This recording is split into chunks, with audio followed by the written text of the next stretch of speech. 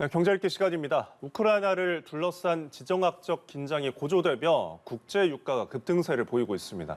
국내 휘발유 가격도 상승세를 보이면서 서울은 리터당 평균 1,800원을 넘어섰는데요.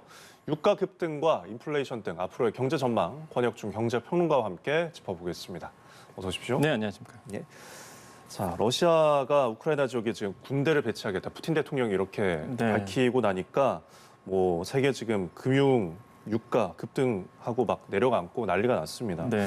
국제 유가가 기존에는 120달러까지 오를 수 있다라는 전망이었는데 더 나온 전망은 150달러까지 배럴당 상승할 수 있다라는 이야기도 있는데요. 어떻게 보십니까? 사실 시장에서는 지금 과연 100달러는 기정사실화된 것 같고요. 예. 시장에서는 120달러 넘을 수 있고 아까 말씀드린 것처럼 JP 모건 같은 경우에는 1분기 이내로 150달러도 넘을 수 있다. 이런 얘기도 나오고 있거든요. 일단 지금의 우리나라 이제 기름값을 본다 그러면 2014년 10월 이후에 이제 최고치를 지금 유가가 기록을 하고 있습니다. 그래서 급등세를 하고 있고요. 또 한 가지가 이제 미국 석유 수요 강세도 같이 맞물리면서 유가 급등이 전 세계적으로 좀 일어나고 있습니다. 두바이유 평균 가격이 지난 18일 기준으로 본다 그러면 90.3달러 정도가 기록을 했거든요. 그러다 보니까 사실 지금 유가가 계속적으로 오르고 있고 그다음에 두바이유 같은 경우에도 올랐다가 약간 떨어졌어요. 그럼에도 불구하고 90달러는 계속 넘어가고 있으니까 사실 그런 부분도 영향을 받고요. 또한 서부 텍사스유 같은 경우에도 전날 대비해서 이게 21일 현지 기준으로 전일 대비해서 한 3.06% 올랐습니다. 그러니까 서부 텍사스유도 계속적으로 오르고 있는 부분이 있기 때문에 유가에 대한 압박이 계속적으로 이루어지고 있습니다.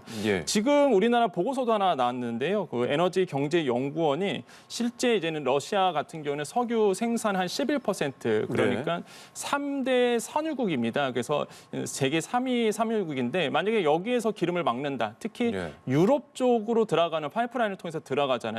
그럼 당연히 석유와 가스를 막아버리면 당연히 유럽 쪽에서는 대체 상품을 찾게 됩니다.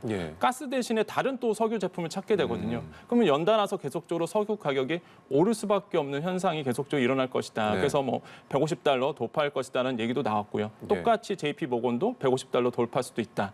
그러다 보니까 고유가의 압박이 우리나라를 뿐만 아니라 전 세계적으로 좀 압박을 하고 있다고 생각을 해봅니다. 그래서 그 압박이 지금 현실화되고 있는 것 같은데 서울의 평균 휘발유 가격이 지금 리터당 1,800원을 넘었습니다. 정부가 유류세 인하 조치를 지난해 11월에 이제 시행을 했잖아요. 그 이후에도 계속해서 올랐다는 건데 앞으로 기름값이 이제 국내에 반영되기까지는 유가가 이제 2, 3주 이후에 영향을 받는 만큼 더 오를 수 있다 이런 전망이 있거든요. 어떻게 보시나요? 그래서 제가 예전에 기름 넣으실 분은 빨리 넣으시라고 말씀을 드릴 정도로 사실 유가는 계속적으로 오르고 그러면 당연히 우리나라의 이제 석유 제품들도 덩달아서 오를 수밖에 없는 상황입니다. 말씀하신 것처럼 서울 휘발유 평균 가격이 1,800원을 넘어섰습니다. 그러다 보니까 지금 좀 압박을 느끼고 있고 제가 여의도에 있는데 여의도는 이미 2,000원이 넘은 게 오래전부터 2,000원이 넘었습니다. 그러다 보니까 기름에 대한 굉장히 압박이 좀 높아지고 있는 부분이 있겠고요. 그러다 보니까 유류세 인하를 했었잖아요. 아까 말씀하신 것처럼 12월 달에 작년 12월 달에 했었는데 연장을 했는데 이거 한마나 한 효과가 전혀 없는 이런 상세가 돼버렸죠. 그래서 이런 부분이 조금 좀 아쉽게 느껴지고 계속적으로 지금 휘발유 가격은 5주 연속 상승하고 있습니다. 그러다 보니까 시장에서는 기름은 앞으로도 금방 말씀하신 것처럼 한 2주에서 3주 정도 시차를 두고 반영되기 때문에 계속적으로 오를 가능성이 높다라고 시장에서는 보고 있습니다. 자, 유가가 급등하면은 수입품 물가도 당연히 오르겠고요. 맞습니다. 아무래도 원자재 가격이 오르니까 국내 소비자 물가에도 어떤 지대한 영향을 받을 것 같은데 인플레이션의 이야기가 계속 나오고 있습니다. 국내 경제 여파는 어떨까요? 그러니까 금방 우리가 유가를 얘기하고 있잖아요. 그 유가가 오른다는 얘기는 수입 물가가 계속적으로 오를 수밖에 없습니다. 지금 이제 수입 물가 같은 경우에는 30% 이제 급등을 했다라는 얘기가 지금 나오고 있고요. 이렇게 에너지 같은 경우에 오르게 되다 보면 무역 수지 적자가 나오게 됩니다. 지금 관세청 자료를 좀 봤는데 51일간 그러니까 이번 연도 들어와서 51일간 무역 수지 적자가 65억 달러. 이게 하루당 1억 한 3천만 달러라 보는데 이렇게 보시면 별로 이렇게 안 와닿아요. 이걸 우리 돈으로 환산한다 그러면 하루당 1,554억 원 정도가 마이너스 나고 있다. 무역 수지에서. 그러다 보니까 조금 지금 이렇게 무역 수지 적자가 계속적으로 커지고 있는 부분인데 이게 뭐 수출이 안 돼서 그런 게 아닙니다. 수출 같은 경우는 이번 연도 들어와서 계속 10% 이상씩 나오고 있거든요. 예. 잘 되고 있는데 수입이 문제죠. 수입 증가폭이 25% 증가됐거든요. 전년 동기 대비해서. 예. 특히 3대 에너지원 같은 경우에는 작년 1월과 대비해서 2배 정도가 늘어났습니다. 그 정도로 이제는 수입 물가에 대한 압박이 지속되고 있다 보니까 우리나라의 경제에 영향을 줄 수밖에 없고 또 예. 우리나라는 아시겠지만 유가를 그러니까 기름을 많이 수입하는 나라기도 합니다. 그러다 보니까 유가 상승에 대한 타격을 고스란히 이제 받을 수밖에 없는 경제적 구조를 갖고 있다 보니까 좀 굉장히 좀 전세적으로 좀 부담스럽고요. 또 한 가지 조금 걱정되는 게 반도체 쪽입니다. 예. 사실 지난번에도 한번 말씀드렸지만은 이렇게 반도체 수출 같은 그러니까 수입을 해놓는데 네온이라든지 아르곤, 그러니까 제논가스 같은 경우가 러시아와 우크라이나에서 수입하는 게 우리나라 50% 정도 되거든요. 예. 그러다 보니까 사실 이게 반도체가 만약에 수급이 차질이 생기면 자연스럽게 그 반도체를 쓰는 IT 쪽도 문제가 생겨요. 예. 전반적으로 그럼 IT가 문제가 생기면 계속적으로 물건값이 오르게 됩니다. 그래서 이렇게 연쇄 효과가 일어나기 때문에 사실 이게 쉽게 볼 내용은 아니다. 그래서 예. 조금 인플레이션 우려와 함께 지금 우크라이나와 러시아 사태는 초미의 글로벌 이슈기도 하고요. 또 우리나라의 경제적 타격을 좀 심하게 줄 수 있는 부분이기 때문에 모니터링을 꼼꼼하게 이제 하고 예. 있다라고 말씀을 드립니다. 네, 모니터링과 대비가 많이 필요해 보입니다. 네. 자, 이어서 추경 소식을 저희가 전해드린 바가 있는데 네. 지금 추경안 내용이 16조 9천억 원입니다. 소상공인을 위한 이제 방역 지원이 주요 안인데 뭐 정부가 애초에 처음에 제출했던 내용은 이제 14조 원이잖아요. 2조 맞습니다. 9천억 원이 늘어난 규모인데 이 돈들이 어떻게 사용이 되나요? 네, 일단은 가장 큰 게 말씀하신 것처럼 원래 14조 원이었다가 정부안이 그러다가 이제는 국회를 통해서 한 2조 9천억 원 정도가 늘어나서 네. 16조 9천억 원이 이제 확대가 됐는데요.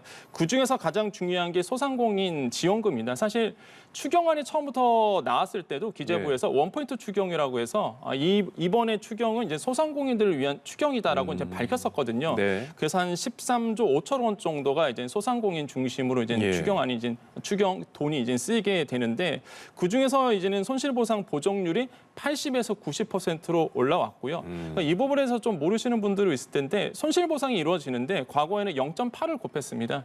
그러니까 이제는 100% 받을 게 있으면 거기에서 0.8을 곱한 거고요. 이게 이제 90%로 올랐기 때문에 조금 더 많이 나오게 되는 거죠.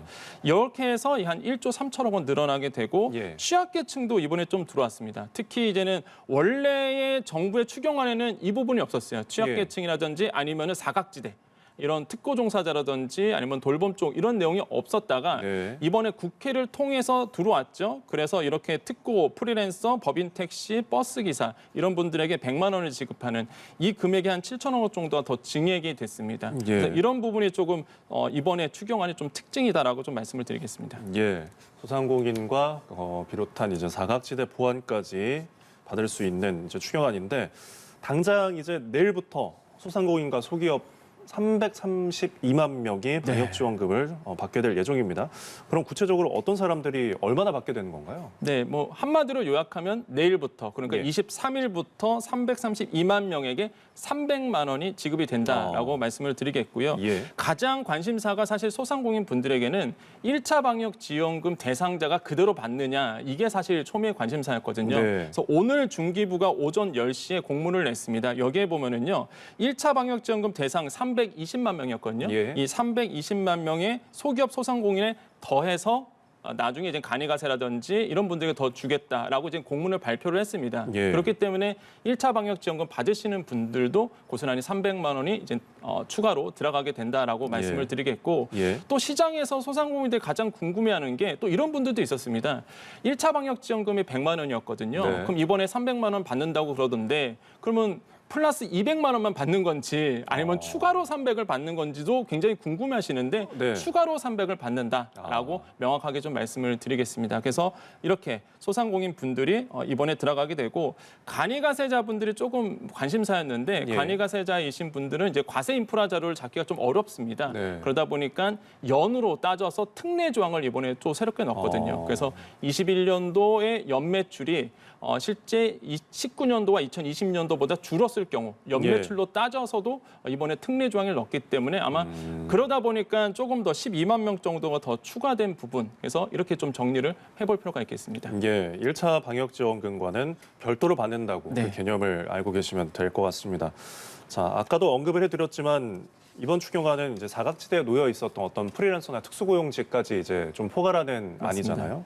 학습지 교사 그리고 특수형태 근로종사자, 택시와 버스기사 등 이렇게 많은 분들이 받게 됐는데 네. 이분들은 어떻게 지원이 이루어지나요? 자, 오늘 또 오전에 이제 고용노동부에서 공문을 발표를 했습니다. 네. 그래서 몇 시간 전에 발표를 했는데 여기에서 금방 말씀하셨던 특고 프리랜서 종사자에 대한 지원책이 나왔죠. 그래서 많은 분들이 특고 프리랜서 분들 다 받는지 알고 계시는데 예. 그래서 오늘 공문에 보면은 제외 업종이 있습니다. 왜 제외를 했냐면은 코로나19 이전보다 비교를 했을 때 소득 수준이라든지 고용 상황 등이 회복된 9개 업종은 이번에 제외해서 좀 뺐거든요. 네. 대상에서 그 업종이 뭐냐면 보험 설계사, 택배기사, 가전제품 설치기사, 대출 모집인, 신용카드 회원 모집인, 골프장 캐디, 그다음에 건설기계 종사자, 화물 자동차 운전사, 퀵서비스 기사 이런 9개 업종은 지원해서 좀 뺐습니다. 네. 이게 이제는 고용노동부에서 방금 나왔던 공문이다 보니까 이 이외에 이분들이 전체의 15%를 차지하고요. 나머지 85%는 그대로 나왔던 대로 지원이 됩니다. 그래서 그대로 한 100만 원 정도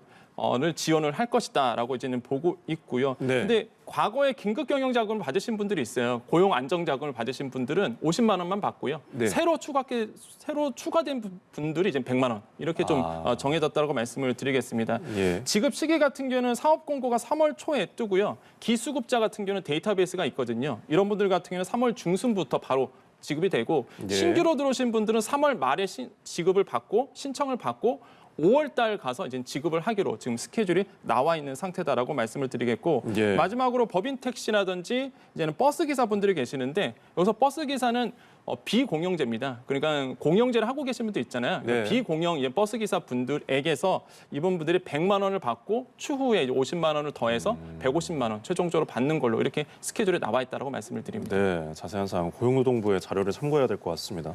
자, 그리고 지금 국가 재정이 조금 안 좋은 상황이라는 맞습니다. 지적이 있다 보니까 이번 추경의 재원 조달이 어떻게 이루어지는지 좀 관심이 크거든요. 뭐 정부는 적자 국채 발행 규모를 뭐 늘리지 않았다라고 이제 앞서서 밝혔는데 추경은 어떻게 충당이 되는 건가요? 사실 기재부에서 사실 이번에 가장 말 그대로 반대를 했던 이유가 35조 원 추경, 50조 원 추경에서 가장 문제됐던 게 적자 국채 발행이었습니다. 추가 발행이거든요. 네. 근데 이번에 이제는 정부안대로 흘러갔기 때문에 추가적인 국채 발행은 필요 없다라고 이제 기재부가 밝힌 상태입니다. 그래서 이제는 국민 부담 최소화라든지 아니면 국채 시장이라든지 신용 등급 영향을 고려해서 이렇게 결정을 했다라고 보시면 되겠고 특히 눈에 띄는 거는 예비비가 원래는 1조 원이 있었는데 이거를 한 4천 원 정도 줄였습니다. 그래서 좀 부담한 부분, 그래서 이걸로 이제 땡겨 와서 이제 부담했던 부분도 있을 것이고요. 특히 특별회계 세계 잉여금을 좀 활용하겠다. 네. 이 세계 잉여금 같은 경우에는 남는 금액이거든요. 세수에서 국회에 대한 동의도 필요 없습니다. 그래서 여기에서 이제 세계 잉여금에서 쓰겠다라고 했기 때문에 뭐 국민 부담은 최소한한 상태로 이번에 추경에 들어갈 것이다. 시장은 보고 있습니다. 예, 알겠습니다. 자, 지금까지 권혁준 경제평론가와 함께 경제 읽기 진행했습니다. 고맙습니다. 네, 감사합니다.